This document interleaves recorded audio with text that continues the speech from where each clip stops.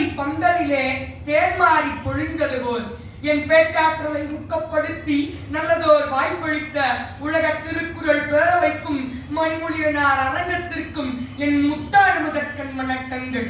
நெற்றிக்கண் திறப்புனும் குற்றம் குற்றமே என்று நக்கீரன் பரம்பரையிலே தோன்றி நல்லதோர் தீர்ப்பை வழங்க காத்திருக்கும் நடுவர் அவர்களே, போட்டியாளன் என்றாலும் என்னை ஊக்கப்படுத்த காத்திருக்கும் சக போட்டியாளர்களே, ஆன்றோர்களே, சான்றோர்களே, பெற்றோர்களே, பெரியோர்களே, உங்கள் அனைவரையும் வணங்கி வள்ளுவம் காட்டும் வாழ்வியல் என்ற தலைப்பில் உங்களோடு பேசுவதில் பெருமகிழ்ச்சி அடைகிறேன். வாழும் வள்ளுவம் அதுவே நம் வாழ்வின் தாரக மந்திரம். தினம் ஒரு குறளை படித்துப்பார், உன் வாழ்வில் துன்பம் எம்மாத்திரம் வழிநடத்தும் வள்ளுவம் அதுவே நம் வாழ்வின் அமிர்தம். வள்ளுவம் வாழ்வில் முறை தவறி நடந்தோரை நெறிப்படுத்தும் தந்திரம்.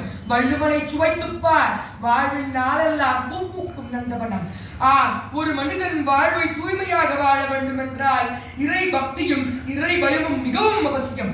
நான் யாரும் பார்க்காத வேலையில் தவறு செய்தால் கூட இறைவன் நம்மை பார்த்துக் கொண்டிருக்கிறார் என்ற இறைவயம் இருக்கும் எவனும் தவறு செய்வதில்லை என்பதை கடவுள் வாழ்த்து என்னும் அதிகாரம் நமக்கு கூறுகிறது.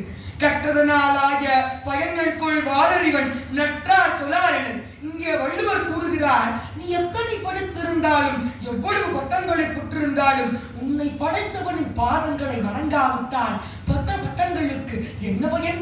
இறைவனை வணங்கி தொடங்கும் எந்த செயலும் இறுதியில் வெற்றியில் தான் முடியும். அடுத்ததாக வாழ்க்கையில் ஒழுக்கம் மிகவும் அவசியம். உன்னிடம் 1000 திறமைகள் இருந்தாலும் ஒழுக்கம் இல்லாவிட்டால் 1000 திறமைகளும் வீணாகத்தான் போகும்.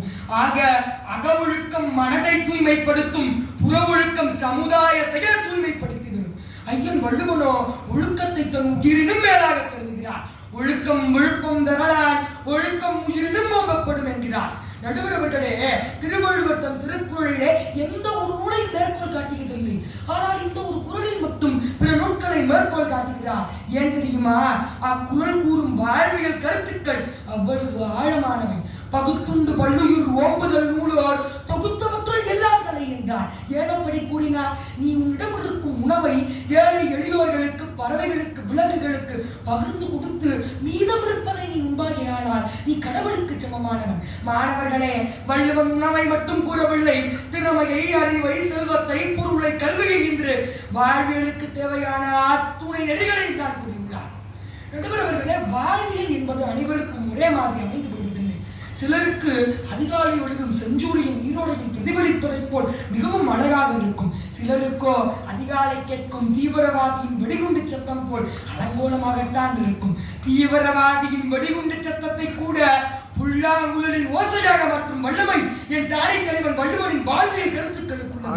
வள்ளுவனின் வாழ்வியல் கருத்து என்பது நரகத்தின் வாயிலுக்கு பயணிக்கும் ஒருவனை மனதை மாற்றி சொர்க்கத்தின் வாயிலுக்கு அழைத்து வரும் வல்லமை வள்ளுவன் காட்டும் வாழ்வியலுக்கு உள்ளது.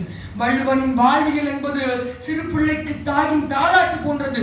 வாடி நிற்கும் நெற்பயிருக்கு மழை நீர் போன்றது. வாடி நிற்கும் நெற்பயிருக்கு ஒவ்வொன்றிற்கும் மழை நீர் போன்றது. அறிஞர் பெருமக்களே, நடுவர் அவர்களே, ஒருவர் எந்த துறையில் சிறந்து விளங்குகிறாரோ அந்த துறையிலே அவரால் முனைவர் பட்டம் பெற முடியும். ஆனால் இதன் திருவள்ளுவனோ 1000 முனைவர் பட்டங்களுக்கு சமமானவன். திருவள்ளுவரின் ஒரு சொல்லை, ஏன் ஒரு வார்த்தையை, ஏன் ஒரு எழுத்தை கூட நம்மால் மீற முடியாது. பெற்றோர்களுக்கு நம்மால் என்ன செய்துவிட முடியும்? இவனை அல்லது இவனை பெற்றதற்கு இவன் பெற்றோர் என்ன செய்தனரோ என்று கூறுவதை தவிர பெற்றோர்களுக்கு நம்மால் என்ன செய்துவிட முடியும்? மகன் தந்தை காற்றும் உதவி, இவன் தந்தை என்னோற்றான் கொல்லினும் சொல் என்றான் வள்ளுவன். மாபெரும் சபைகளில் நீ நடந்தால் உனக்கு மாலைகள் விழ வேண்டும் என்ற கண்ணதாசனின் வரிகளை நாம் நினைவு கொள்ள வேண்டும். காக்கை இறைத்து வாழ்வியல் கருத்துக்களை அழகாக வள்ளுவன் கூறியிருக்கிறார். இறுதியாக இதை கூறி என் உரையை முறை செய்கிறேன்.